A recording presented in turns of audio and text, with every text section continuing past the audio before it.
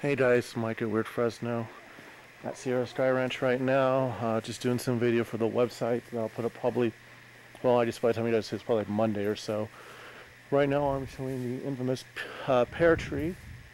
That was just somebody's flash. The interesting thing about this tree is there's always been some really strange energy associated with it. I remember being here with the group once and at least 3 cameras all at once shut down. One wouldn't even restart for the rest of the night, so it's really weird. I know it's not haunted, but there's always been some just strange energy associated with this tree, so I kind of wanted to show you. As I pan, you can kind of see the front of the ranch house. This portion right here was the hospital wing, built in, I believe it was between the 1920s and the 1930s. Right there's the original ranch house. That was built sometime in the early 1900s. As I pan this way, you see kind of like the swimming pool area. It's kind of hard to see right now. Panning around towards the front, a lot of this property that you see in the back was, this was all golf courses at one time. I think this is like maybe 20 years ago or so. There's one of the groups over there, kind of panning back around. As I walked this way, last time I was here, which was 3 years ago, I think it was '08, somebody said that they saw someone peeking through one of the windows. Like just those windows right there, I'm gonna zoom in. Those windows right there, they actually saw like a head peek up. And came out here, nobody was around. Don't know if it was paranormal or not, but once again, just something really strange going on. Another instance that happened around here was, we actually had one of the guest hotel that wasn't with the class, but as I trip, always be aware of your surroundings, guys. They said they saw like a shadowy figure between those 2 trees right there. Were they full of it or not? I don't know. Just thought it was interesting. I'm gonna kind of wander towards the back now. Hopefully I don't trip again and die. But at least if I die, you know, it'll be on film, right? In fact, there's a gazebo. I think that's a new addition. I know they do a lot of weddings here. This place is actually really nice. Dinner was fantastic, as always. And always, you know, this place is just so, I'm trying to think of the right word to use. They're always so open. They're open to us being here. They've always been good to CCPI, especially when I was a member of it. That was weird. Right here, and it's kind of hard to see with the glare. It's actually a monument that the clampers dedicated. This is actually how I found out about the Sky Ranch. My stepdad's a clamper, and for those who don't know what a clamper is, they're historians. They're historians. And he told me about the place. He said that it was haunted. And actually, I'll probably take a picture of the monument in the morning. You'll see that the ghosts are actually on the monument, so they actually acknowledge their history. Like I was saying before, this place has always been pretty open about their paranormal history. You know, just don't come up here for free. If you guys are gonna come up here, buy dinner at least. Dinner's not that bad. I mean, I spent probably 50 bucks on dinner, but I was splurging. I mean, you get a good meal for 15 bucks. You know, or even just buy an appetizer, but just don't freeload here. That's all I ask. This place has always been really good to everybody. So I'm in the back. This is the bunkhouse area, and I believe this was also built when the TB, yeah, I think this was built when the TB ward was built. So, kind of see it a little bit.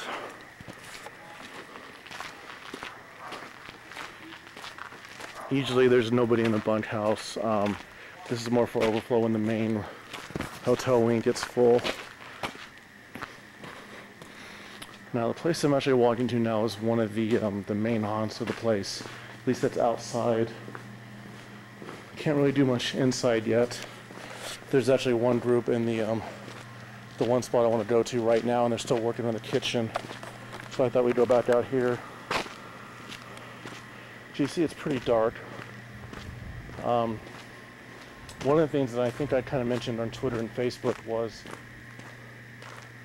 someone, I think it was a cook, said he saw a woman kind of walking, and it's really hard to see. There's just no light in here, but I'll do my best.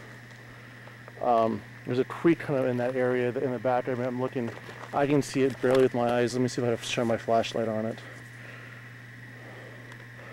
I honestly don't think that helps at all, but there's a creek back there, and he said he saw there was a woman dressed in a hospital gown, and her back was to him, and she's kind of wandered off into that area, and he just freaked out and just ran back inside.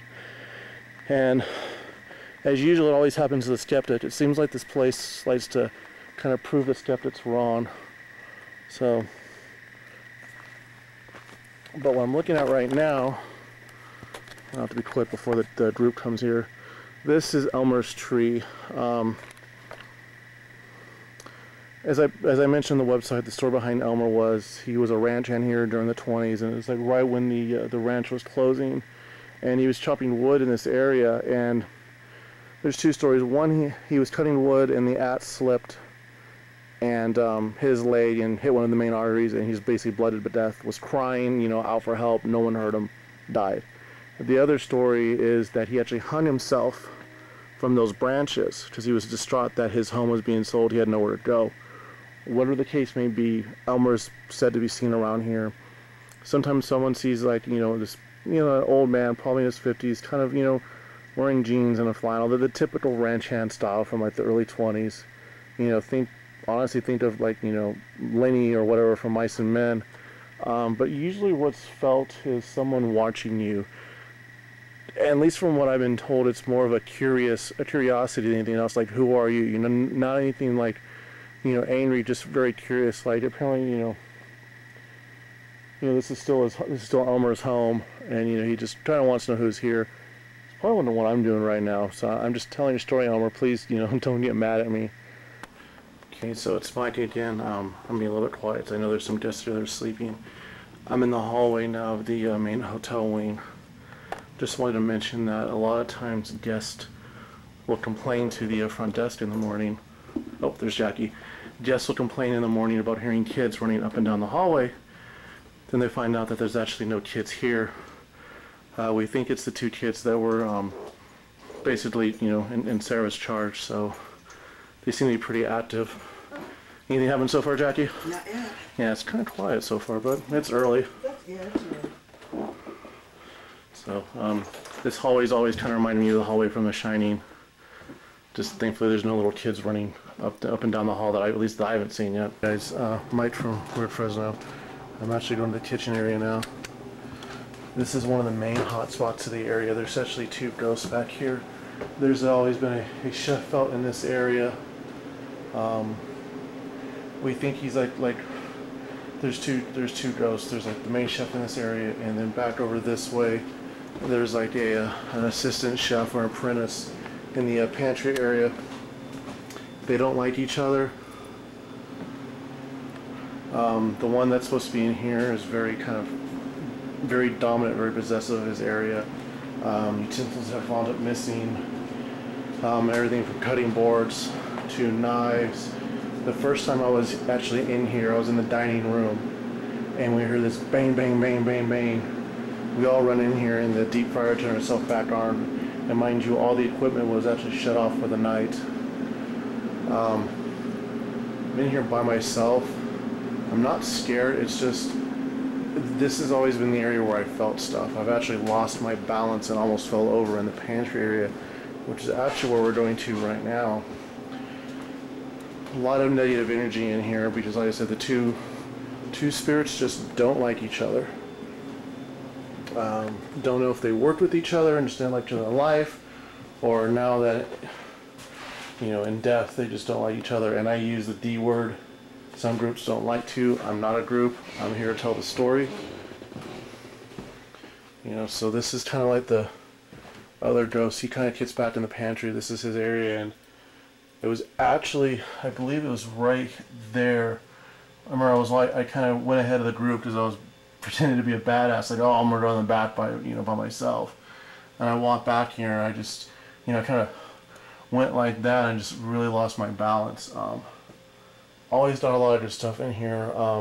Never been one or an orbs, but actually in this little hallway right here, I got a ball of light, and I'll actually kind of move my finger, kind of going like that, then just disappeared. It appeared midair and then disappeared midair. Unfortunately, I can't find the video. I have no idea where it's at, so you guys gotta take my word for it. But being in here by myself right now, it's quiet. I mean, there's not the normal heavy presence that I've always felt in here. I'll be honest, like, I mean, I guarantee this place is haunted, but it's just very quiet tonight. And I don't know if it's just it's still early. I mean, as I'm recording this, it's 12:10, Sunday, October the 16th. But it seems quiet tonight. I know one of the groups, they got an orb, and usually, like I said, I don't subscribe to the orb theory, but hers was bright. Like, it was a ball of light. It wasn't just like, something reflecting off the dust. So this is the dining room area. I've heard stories late at night of, people hearing like the glasses rattling. Could be someone walking on the floor, who knows. But that's it for the kitchen dining area. The device on the table over there, maybe you've seen this before, maybe you haven't. It has a green light on it, and if you walk up to it or get close to it, you can probably talk to us through it and light up the lights for us. That would be great if you could do that. No, I'm saying the door so you can see it. Oh, no. This one is an EVP. Is there anybody in here with us?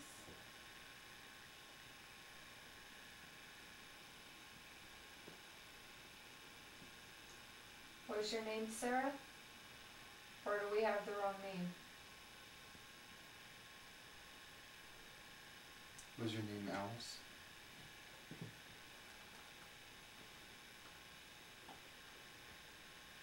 We would really like to know so we wouldn't be calling you the wrong name. You help watch the children here?